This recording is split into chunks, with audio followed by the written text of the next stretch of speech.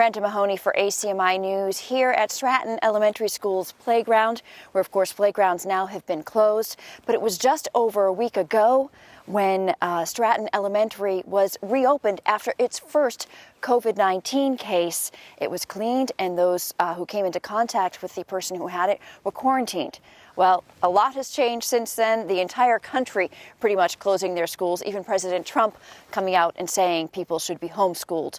And of course, we have the recommendation for people to not gather with more than 10 and to remain 6 feet apart. And that's even outside here in places where people can get out and get some fresh air when need be.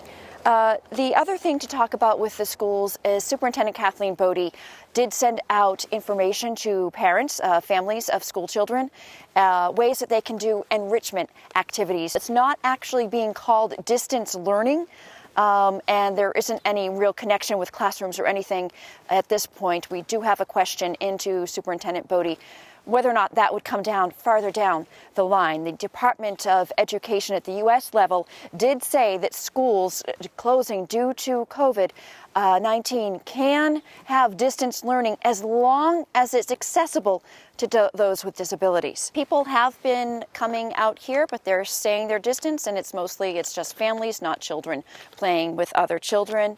And people are telling me that they're just adjusting to this new schedule, as we all are. Some other ways, though, that kids are staying connected is they're rediscovering video calling, or discovering it for the first time themselves and really making use of that.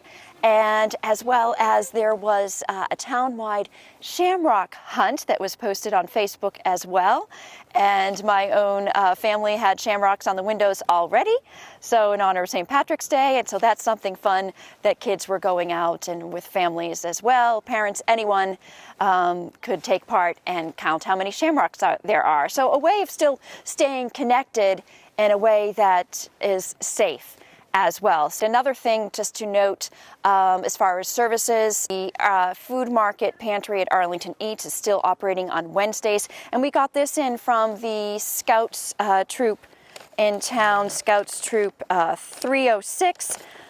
They raised around $1,000 and also a lot of good food for Arlington Eats market as well. So we'll have more information on the schools as things come in. In the meantime, stay safe. Brenda Mahoney, ACMi News.